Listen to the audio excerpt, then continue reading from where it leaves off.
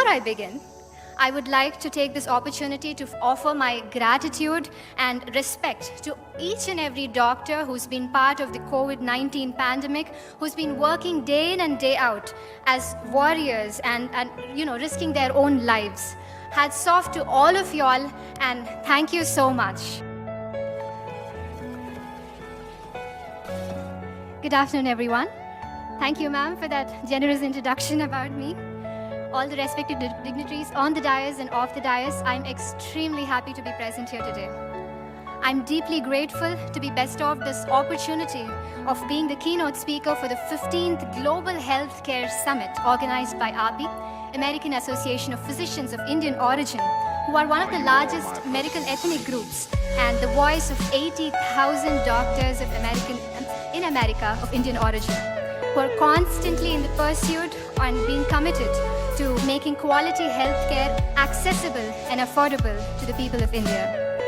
I am totally bowled over by the extraordinary minds gathered here, and I've grown up idealizing and seeing amazing doctors like y'all and wanting to be like y'all someday.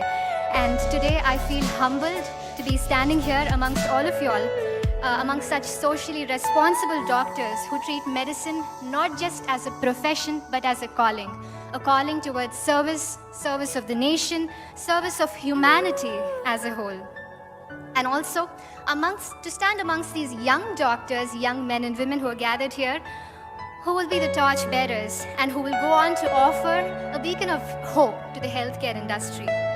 Before I begin, I would like to take this opportunity to offer my gratitude and respect to each and every doctor who's been part of the COVID-19 pandemic, who's been working day in and day out as warriors and risking their own lives. Hats off to all of y'all, and thank you so much. నిరాశ పుట్టే అంత కష్టపడ్డారు doctors అందరూ ఈ COVID-19 pandemic. Patience, acceptance, tolerance, adaptability, compassion, empathy are the qualities which have been engraved in us right when we choose to become doctors and took the Hippocratic oath, which binds us not just to the patients, our colleagues and our profession, but to the humanity as a whole. I'd like to take a minute to appreciate the noble work done by API during the COVID crisis for the fellow countrymen of India, providing oxygen concentrators, ventilators, high-flow oxygen equipments, PPEs, medications, and a fund, the PM Relief Fund, and tele-prescriptions and whatnot. A huge round of applause for API.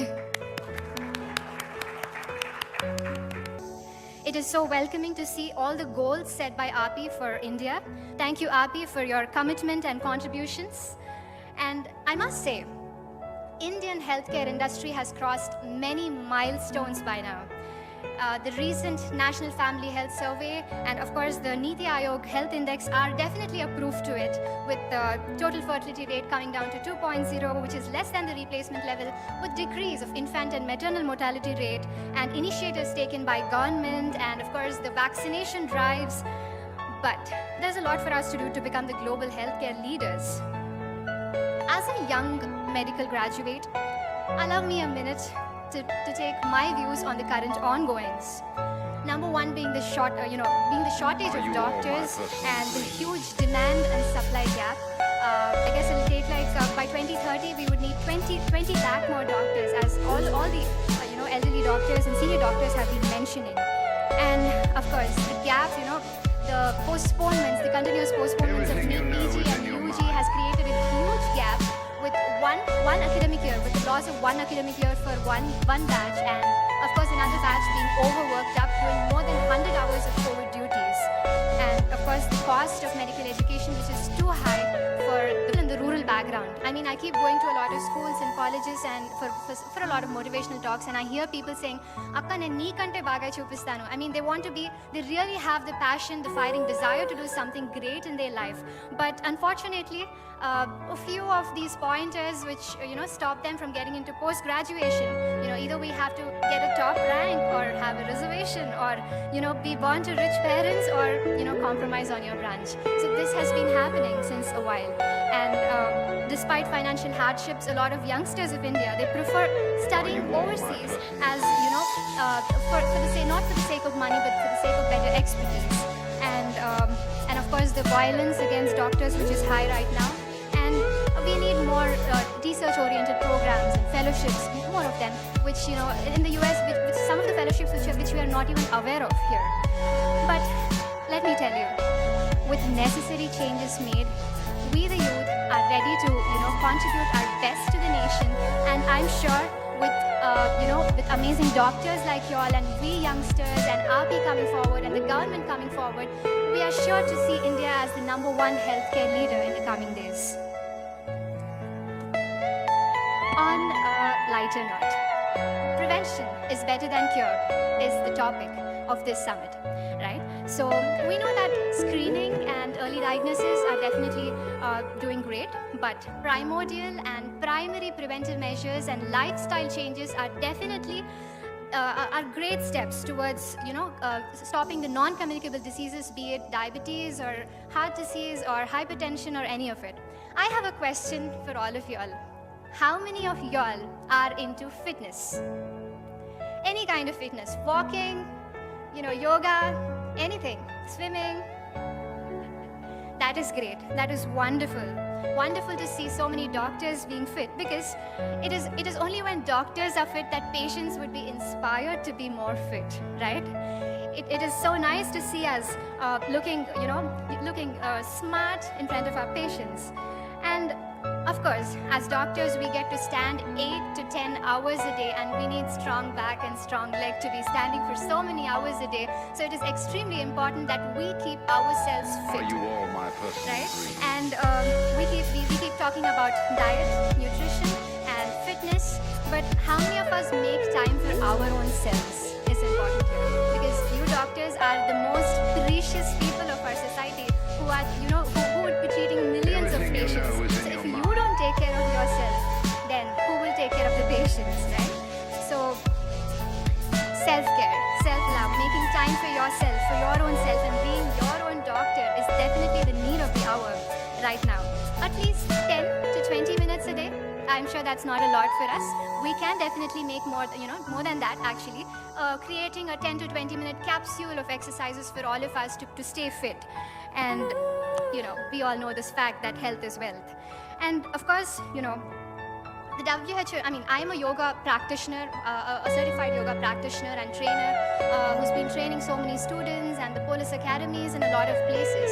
And what I realized while doing yoga is that it deals not just with the physical aspects, but also with the mental, physical, emotional, and psychological aspects, which perfectly fits into the WHO definition of health, which says health is physical, mental, emotional, and psychological well-being, and not merely absence of disease or illness. Introducing yoga or any sort of physical activity into the, right from the childhood will develop a lifestyle habit and prevent them from having non-communicable diseases in their future. Not just that, it is also proved that waking up early in the morning and doing your exercises early in the morning has proved that those students are more productive and attentive. And of course, we would definitely want to look smart and more impressive and attractive, isn't it? Yes. Okay, let's keep our profession aside for a while. And let's talk about, I'm sure, behind your white coats, most of y'all are incredibly talented. Am I right? Okay. How many singers in the house? Wow, I see a lot of hands up. At least like bathroom singers if you are. How many singers here? All are bathroom singers. Okay, how many dancers? Wow, I see a lot of hands up, right? So, hence proved that you all are incredibly talented behind your white coats. I'm called here to give a motivational talk, but I seem too young to motivate all of y'all. But I think this is one of the points I'd really want to concentrate on, that I see amazing people, you could be swimmers, singers, dancers, poets, photographers, actors, bikers, and travelers and whatnot. Why should profession, career and our passion be an either or option? All of us, here are doctors who are specialized into different fields, but what makes us Are you unique all my is personal balance. To be able to balance our passion and profession. Balancing your work and family, it is as important as balancing your passion and profession. balancing my profession and passion, I have been doing that for so many years so far. And I realized that passion helps us vent out our stress. Passion helps us in times of crisis. And passion makes life more beautiful than mechanized. I've been a Bharatanatyam artist and given over 2,000 performances for the past 20 years I've been performing. And I realized that it keeps me happy. It gives me joy. It keeps me going. And it is my companion during my hardships. And as ma'am mentioned, I've had this opportunity of performing in front of numerous legends, and one of my favorite being Dr. APJ Abdul Kalam sir. So during one of the conferences, Dr. APJ Abdul Kalam sir has been to my college, and it was an OSMECON conference in 2013, and I got the opportunity to perform in front of him. And what he said on that day about, after seeing my performance is something which is like a message for my life and all of us as well. He said, when art and medicine join together, you create a good human being. Not only you can treat people, you can treat with compassion. I'm sure we all are compassionate doctors already, but I would definitely urge you all to continue your passion as well. Make at least a few hours out of your busy week, one day in a week. If you can, make hours for your passion, then I think it'll keep you happy. I'm sure you're going to see a large difference after you do that. And we know the world is being digitalized right now. It is important to improve the digital presence of medical industry, and the beauty of technology is that it connects us to millions of people. A click of a button helps us connect to millions of people and give them the right medical information at the right time. And the next big thing that is going to happen, that is already happening, is our online clinics. But there are definitely pros and cons for everything. This, the pros we already know, but the disadvantages being that, some of the quacks may utilize this opportunity to give wrong information and wrong treatment, which I think with some kind of regulations from the government, we can definitely curtail that. And I also remember Dr. APJ Abdul Kalam sir saying this, that during the conference itself, he encouraged both medical students and engineers to collaborate together, and we have created a program called MedTech where both of them come together and exhibit their medical models. The engineers come forward and exhibit their medical models. I think it's a great and amazing initiative. Well, for us youngsters, I see some young people here. Online presence has a totally different meaning. For us, online presence means Instagram, Facebook, right? Snap. So, how many of you are youngsters are on Instagram? All of us, even I am on Instagram, right? And I'm sure like all the senior doctors present here, we are all on Facebook. But I'd like to highlight that there is a difference. There is a huge difference between making your presence online. The difference between just browsing your social media and socializing, and you being the enlightening factor for people around you who are watching you online. There is a huge difference between both of these. All of us youngsters here, when it comes to online presence, I think it is important that we look beyond browsing the celebrity lives and become an inspiration by ourselves, and become a motivating factor for everybody who's watching you online, right? And to be able to be successful, the only key is to utilize your time properly and your opportunities properly, to dream big, have a vision, and to execute that vision with a discipline and have a positive outlook towards your life. Believe in the supreme power and believe in your own self. A lot of us see a lot of failures in life. Only when you know how to overcome the biggest failure in your life, you would know how to sustain yourself. I was the All India's Best Cadet of NCC honored by the Prime Minister and President of India. Being a doctor, being a Miss India, being a Bharatanatyam artist, a yoga practitioner, a philanthropist, and eco-activist, I can assure you that I have seen failures in every step of these achievements. I have failed once, I have failed twice and thrice. But waking up again the next day morning and having a new hope again is what made me stand again in front of you all. There is a difference between winning and being successful, okay? I never considered winning any of these competitions as being successful. For me, success is about waking up after you failed. For me, success is about overcoming the challenges and societal norms, being disciplined, being consistent in your hard work, being happy with what you have and satisfied with what you have is success for me. Making my country proud, making my parents proud, and my teachers proud is success to me. I think we've seen this, a lot of times it's been forwarded on our phones that the winner stands like this, and the person who got third will be celebrating the success, right? So that means that, the position or winning is not success absolutely. Being happy with what you have and enjoying your journey and, exploring yourself and being able to, chase your passion is success to me.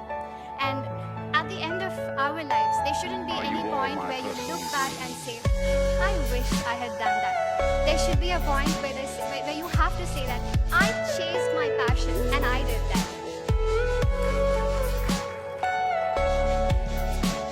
But I must say this is just the beginning of my journey when I'm talking in front of legends like all of y'all. As I said, I grew up idealizing doctors like y'all, amazing doctors like y'all, and wanting to be like y'all. With all your blessings, I promise to serve my nation with total dedication and responsibility. And I must say, for all the youngsters here, the senior doctors would be passing on the torch to all of us. And I'm sure the torch is being certainly placed in the right hands. Thank you so much for this opportunity. I am deeply grateful for RP for giving me this opportunity. And I must say that, I'm blessed. I'm blessed to be standing in front of all of y'all. And thank you so much. Thank you.